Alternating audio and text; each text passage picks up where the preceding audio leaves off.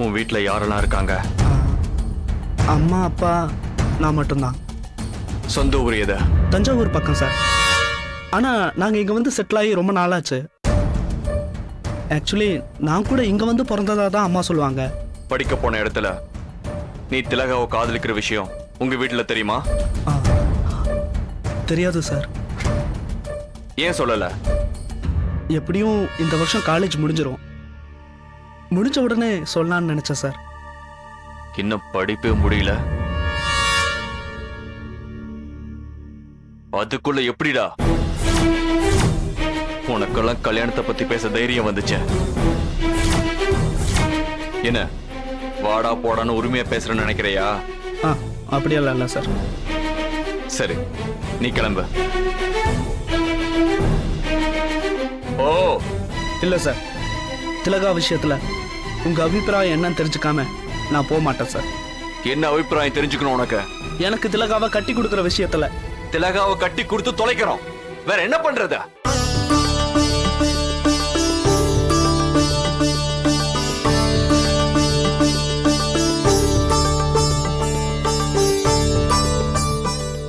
ஆனா உனக்கு இல்ல, என் ஃப்ரெண்டுக்கு.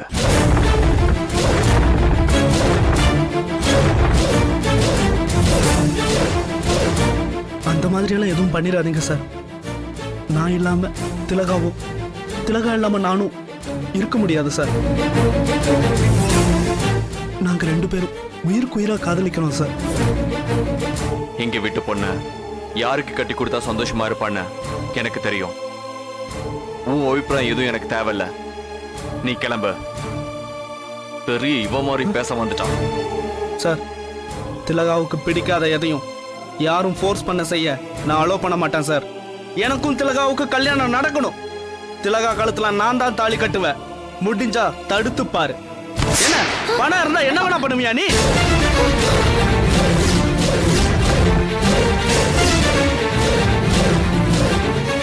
உன் சொந்த அண்ணா சட்டைய ஒருத்த பிடிச்சிட்டு இருக்கான், நீ பாத்துக்கிட்டு சும்மா இருக்க போறியா குட்டி? ஐயோ சாரிடா, என்ன மன்னிச்சிடுங்க. ஏய் கையேடுடா.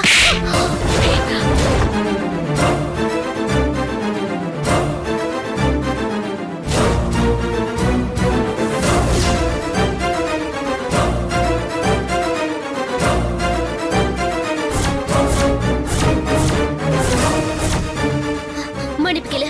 ஒழுங்கு மரியாதை எங்க அன்னைக்கு மன்னிப்பு கேளுடா. என்ன மன்னிச்சிருங்க சார். ஏதோ கோபத்துல சட்டையை பிடிச்சிட்டேன். இங்க பாருங்கடா, நான் உன சின்ன பொண்ணு இல்ல, காலேஜ் ஃபைனல் இயர் படிச்சிட்டு இருக்கேன். நானும் அருணும் உயிருக்கு உயிரை லவ் பண்றோம். என் வாழ்க்கை அருணோடதான். எங்க கல்யாணம் உங்க ஆசீர்வாதத்தோட நடக்கணுமா இல்லையா அது நீங்களே முடிவு பண்ணிக்கோங்க. நீ கிளம்பு.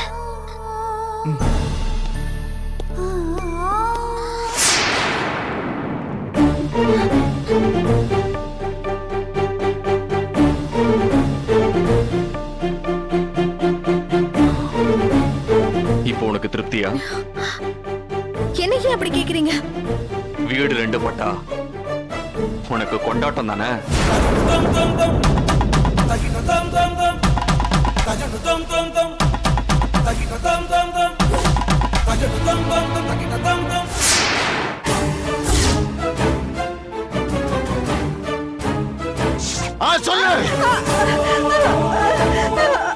சொல்றேன். அந்த ஆளு பேரு முகுந்தன்னு சொன்னதா ஞாபகம் இருக்கு. அந்த பொண்ணை 2 வாட்டி கூட்டிட்டு வந்தா. முதல்ல அந்த பொண்ணு பயந்துருச்சு. அப்புறம் ஆஸ்பத்திரியில கொண்டு போய் காமிச்சிருப்பாங்க போல இருக்கு. அங்க முடியாதுன்னு சொல்லிட்டாங்க. அதனால மறுபடியும் என்கிட்டே கூட்டிட்டு வந்தா. நான் தாங்க சுத்தம் பண்ணி அனுப்புனேன். குழந்தை அவளை அந்த படுவாவை அப்படி பண்ணிருக்க. நீங்களும் இந்த மாதிரி ஒரு அநியாயத்தை மனசாட்சியே இல்லாம பண்ணிருக்கீங்களம்மா. ஏங்க நாங்க மட்டும் என்ன இந்த ஈன தொழிலை வேணும்னா பண்றோம்? சபிக்கப்பட்ட வேலைங்க இது, சபிக்கப்பட்ட வேலை. உங்களை மாதிரி எனக்கும் ஒரு பொண்ணு இருந்தா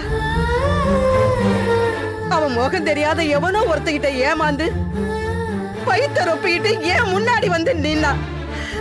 நான் பெத்தவளாச்சே, என் உடம்பெல்லாம் பதறி போச்சு.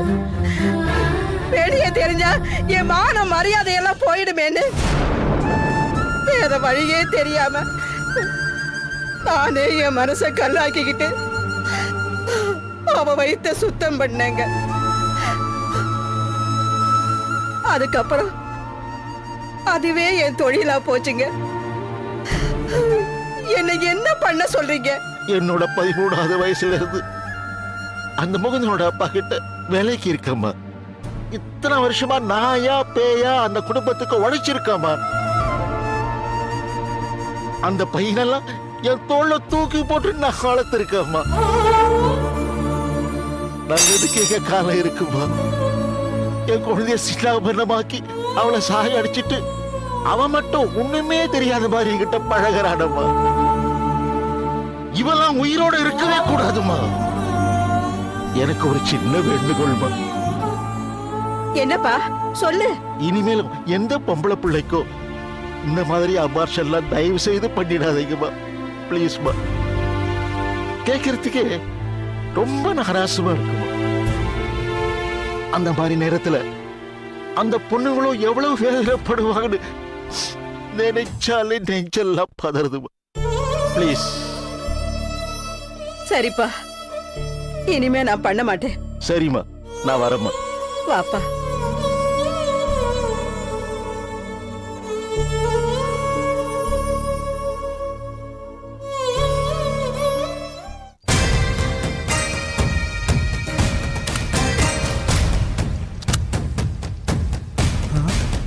நானும் 2 நாளா பார்க்கறேன், வீடு பூட்டியே இருக்கு. நம்ம லவ் மேட்டர் தெரிஞ்சவன திலகாவை அவங்க அண்ணன் எங்கேயாவது கடத்திட்டானா?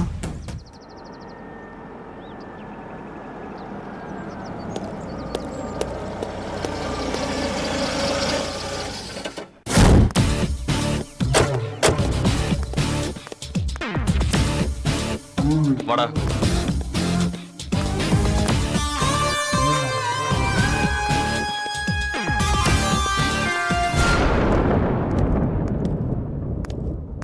ரேணு, அவ மயக்கத்துல இருக்கா.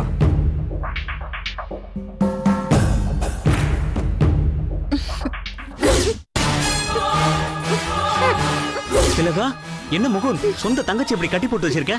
என்ன பண்றது? விட்டா வீட்டை விட்டு ஓடி போய் கல்யாணம் பண்ணிக்கிறேன்னு சொல்லி மிரட்டுறா. அதுக்கு இவ சப்போர்ட் வேற. விட்டா ஒண்ணு, அப்ப மயக்கம் போட்டோம், இப்பதான் எந்திரிக்கிறா. என்ன ரேணுகா? பழசெல்லாம் ஞாபகம் இருக்கா இல்ல ஷார்ட் டைம் மெமரி லாஸ் ஆயிடுச்சா? முகுந்த், அவளை ஒண்ணும் பண்ண வேணாம். ஹேய், உன்னை இங்க எதுக்கு இப்ப கூட்டிட்டு வந்தனா? இவங்க 2 பேருக்கும் நீ கொஞ்சம் புத்தி சொல்லணும். என் பேச்ச கேட்டு என் தங்கச்சி என் ஃப்ரெண்ட் லாயர் தான் கல்யாணம் பண்ணிக்கணும். நீ சொன்னா இவ கேப்பா, இவ சொன்னா அவ கேப்பா. சோ நீ உட்காந்து இவங்க 2 பேருக்கும் புத்தி சொல்ல. நான் போய் சாப்பிட ஏதாவது வாங்கிட்டு வரேன். ஓ உட்கார. முகுந்த்,